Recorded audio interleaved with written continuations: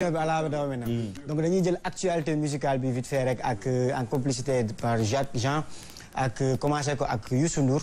Il a fait le grand bal encore samedi passé. muy le grand bal de Dakar mu nekk benn spectacle boo xamante ni da koy réussir chaque année mais ren moom dafa jéggi dayoo ndax jëlul Esplanade Grand Théâtre Esplanade Plateau la jël. donc mu nekk benn événement boo xamante ni chaque année buy jeex day am benn clip boo xamante ni da koy jagleel fansam yi boo xamante ni son boo xam da koy génnee mooy nekk clipu grand bal bi moom la ñuy seen noonu muy benn clip boo xamante ni day def. remix loo xamante ni lépp xew na fa ci grand bal bi da koy defaat benn remix teg ko fan si bégee mu nekk son boo xamante ni bi ngi ciy woy mbëggeel tuddee ko télépathie. Télépathie moom xam naa ni Youssou moom mu ngi noonu daal kenn mënu ko natt. C'est normal c'est l'artiste planétaire. L'événement a été une réussite vraiment c'est normal ku def un quart de siècle ci événement waratoo ko def mu échoué. wax dëgg yàlla moi je voudrais en profiter pour dire vraiment respect Youssou Ndour. respect waay moom moo ñu inspiré ñun ñëpp. jërëjëf waay. c'est le star planétaire Youssou. kenn du moom ñu jàll ci beneen ndaanaan Titi moom it ndaanaan la mais ñu ngi koy gis fan yi mu ngi commencé di def ay sorties moom it xam naa mi ngi wàcc album ndax album Titi moom fansam yëpp dañ koy xaar. dafa benn mélomane yëpp. waaw donc fansam yeeg mélomane yi bien sûr. dafa def benn son mu tudd jëlal son bi nag bon mu ngi ciy waxtaan mu ngi ciy wax maanaam comme ñi xëccoo buzz beeg di xëccoo maa fi xew ak maa fi ne mun leen jëlal man maa ngi sama ruq di liggéey.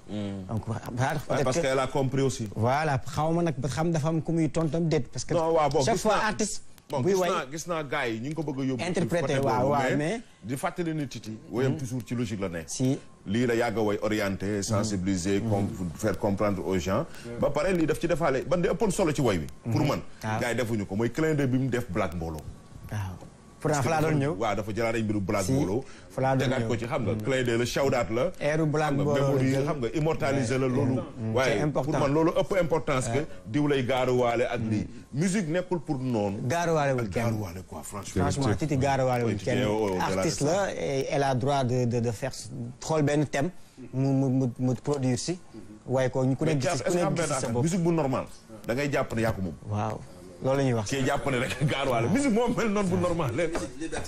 waaye liberté d'expression artiste lu mu yëg rek loolu lay génnee. mais ñun Sénégal foog ñu créer toujours diw ak diw quoi nañ bàyyi loolu. malheureusement donc clin d'œil bi mu ci def Black Mbollo wax nga ko léegi loolu am na ci solo loolu mélomane yu bëri kontaan nañ ci parce que fàttaliku na leen. jamonoy Black Mbollo mu ngi son boo xam te ni marqué na it la.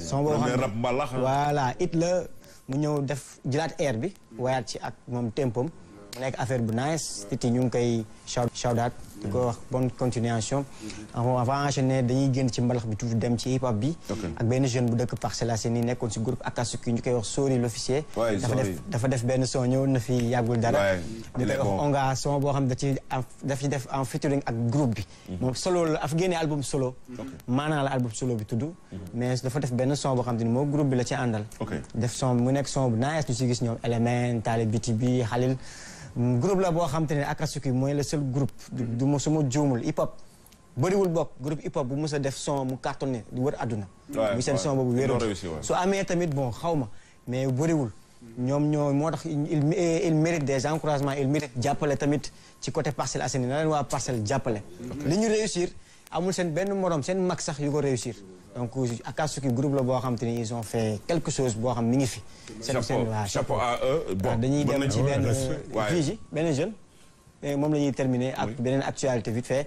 jeune Vigi mu génne tam benn son bu ñuy wax Kaay Waay. album waay. waaw album la génnee. mais dafa am benn son bu mu clip bu ñuy wax Kaay Waay. génne album boo xam te ni bon album bi c'est nice aussi Vigi moom mi ngi fait son chemin xale yi bëgg nañu ko. wootee day fees et tout. bon li ñuy terminer nag mooy actualité bi nga xamante ni démb lañ ko annoncé muy nomination Wally Seck ak Mia Guissé si Trace Awards yi. Trace Awards benn compétition la boo xamante ni ñu ngi ko créé en 2013. ki nga xamante ni ki ko njëkk a jël muy Fally Ipupa mooy artiste bi ko njëkk a jël Wally Seck moom la ñu nominé ci meilleur artiste de l'année 2025 Mia Guissé moom dañ ko nominé ci révélation artiste de l'année 2025 bon ñu leen ni 2024 année bi ñu génn mais awards bi c'est le 16 février 2025 lay am waaw 2025 lay am donc ñu ngi leen di encouragé di wax sénégalais yëpp ñu dem votel leen tax ñun la ñuy représenté drapeau Sénégal lañ yor ñu ñaan ñu indi ndam li comme ni ko Viviane defee parce que moom moo ko mujjee gagné donc ndamu Sénégal la musique Sénégal jëm ca kanam li moo nekkoon actualité musicale bi